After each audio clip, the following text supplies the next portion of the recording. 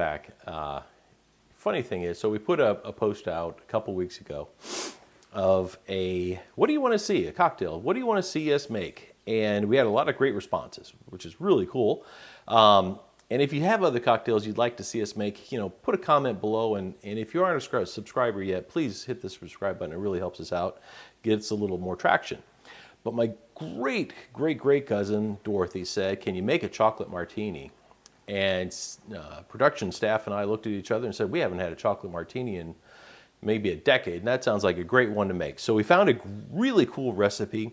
It has a lot of ingredients, this one, so it's going to take a little more to do because we try and get a cocktail that only takes 2, 3, 4 ingredients, and obviously you can see we've got a lot more today. All right, let me go through the ingredients. First of all, we have coffee. You can use espresso, a strong coffee, or if you want to use these instant espresso grounds, these work really well. If you don't want to go get a whole espresso, you don't want to make a whole pot because you're going to use very little of it, okay? Great alternative. All right, so we got coffee. Now the recipe we found called for vanilla vodka. We didn't have any vanilla vodka, but we have a great vodka. It's Wheatley vodka. It's made by Buffalo Trace Harlan Wheatley. Is their master distiller, so he made a vodka so good he named it after himself. And then we had some vanilla extract that is made by a great friend from college, fraternity brother of mine. It's called Homespun Goods. I'll put a link below. Tim makes great vanilla products. He does some with bourbon and rums. This is his regular vanilla extract made with Madagascar beans. So that we will use together to make our vanilla vodka. Now you need a coffee liqueur, and the one everybody knows is Kahlua. This one is Sabrosa. Sabrosa is about half the price of Kahlua, and it tastes just as good. So this is a good way to get a product that doesn't really break the bank and tastes as good. So this is a good way to save a little bit of money. Next you have Kerrygold Irish Cream. It is one of the Irish creams out there. There are Bailey's, there are St. Brendan's, there are a lot of good ones out there. This one is pretty good. We really like it, but you can interchange all of them. I hate to say it, they all taste pretty much the same. Lastly, we have cream de cocoa. You could also use a Godiva chocolate liqueur, but you're looking for that chocolate flavor.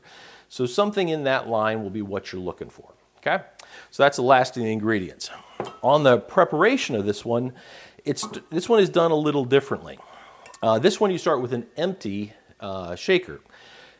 This one you don't want to dilute down too much. You want to chill it at the end, but not dilute it down. And the other thing I don't have in front of me is an extra coupe glass to pour it into. So maybe the production staff can, we're going to take a quick break right now and get the glass to put it back in. We'll be right back with you, okay? Hang tight.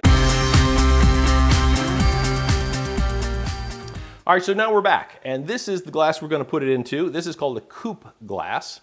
Kind of cool glass. This one you're actually going to use chocolate syrup in a plate right here, and you're going to coat the rim of the glass, as you see right here, in the chocolate. Now this gets a little sticky, so there you go. All right, so that's ready for the cocktail when we're done with it.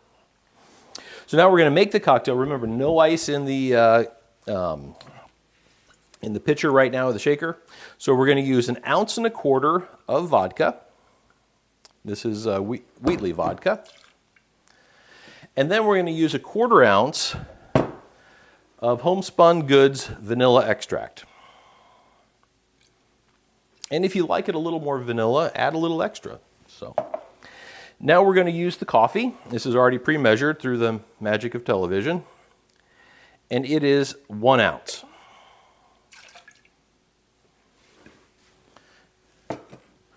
Now we're going to use the chocolate. We're going to use 1 ounce of that as well.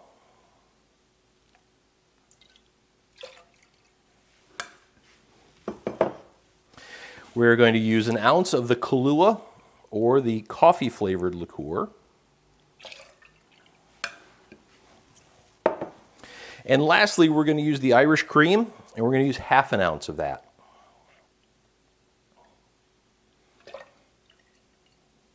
All right. So now everything's together in the cocktail, but now we're going to start chilling it down. So we're going to add about a cup or so of ice. Put our top on it.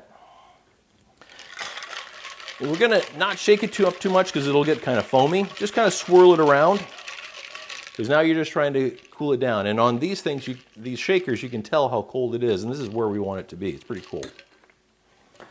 And we're just going to go straight into our glass. And that fills that coupe glass pretty well.